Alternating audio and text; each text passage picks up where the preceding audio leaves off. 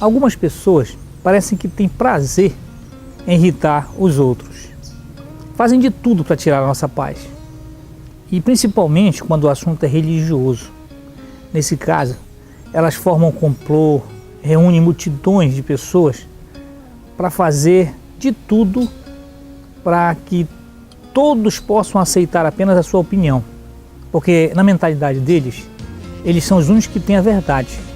Por incrível que pareça, isso já aconteceu no passado com os apóstolos também. E a mensagem de hoje, baseada nessas pessoas que conseguem irritar os ânimos. Você tem um minuto para Deus? Atos dos Apóstolos, capítulo 14, diz assim: em Icônio, Paulo e Barnabé, como de costume, foram à sinagoga judaica.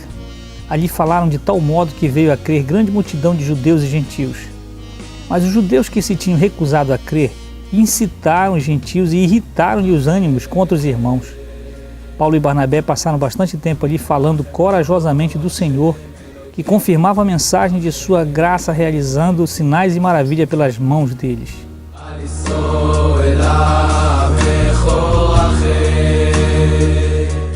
Paulo e Barnabé estavam pregando o Evangelho em determinada cidade chamada Icônio.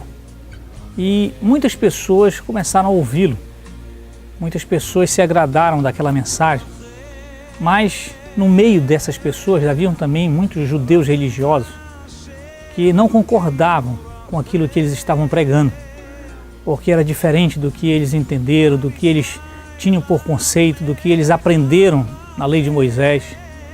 E por isso começaram então a fazer discussões no meio da multidão.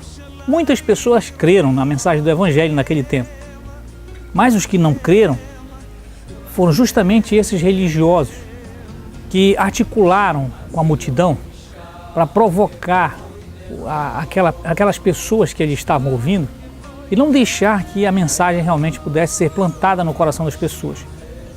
Fizeram um complô contra Paulo e Barnabé e irritaram, diz o texto que eles irritaram os ânimos das pessoas a ponto de que as pessoas começassem a ficar violentas.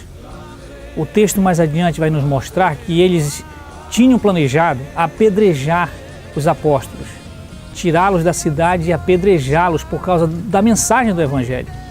E, evidentemente, eles foram avisados disso tudo e fugiram dali para outra cidade.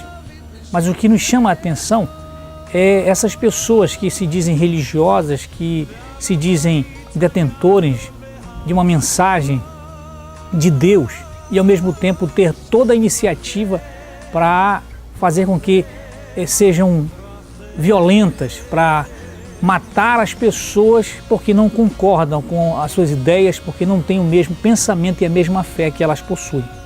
Assim como aconteceu com Paulo e Barnabé naquele tempo, esses religiosos que incitam e irritam os ânimos das pessoas por causa das suas crenças, ainda hoje continuam existindo pessoas com essa mesma mentalidade, que fazem passeatas, que convocam multidões para ir contra os outros que não têm a mesma opinião, para provocar as pessoas até se tornarem violentas em prol daquilo que eles chamam de direitos religiosos, em prol daquilo que eles dizem que é o correto ou certo na mentalidade religiosa. E dessa forma fazem com que as pessoas se tornem mais violentas. Ao invés da paz, ao invés do amor ser espalhado pelo mundo, apenas um sentimento de raiva, de ira, de irritação é o que é provocado.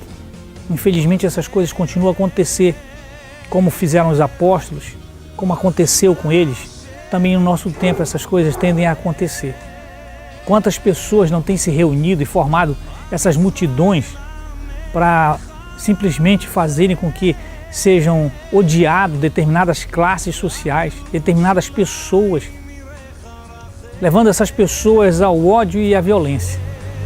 Por isso que a Escritura diz que é por nossa causa que o nome de Deus é blasfemado no mundo, simplesmente por causa que, ao invés de nós estarmos levando o amor e a graça de Deus, pregando o Evangelho da graça, do perdão e do amor de Deus, muitas dessas pessoas estão levando o ódio, estão levando a violência, estão levando a desagregação, fazendo com que as pessoas se tornem cada vez mais odiosas.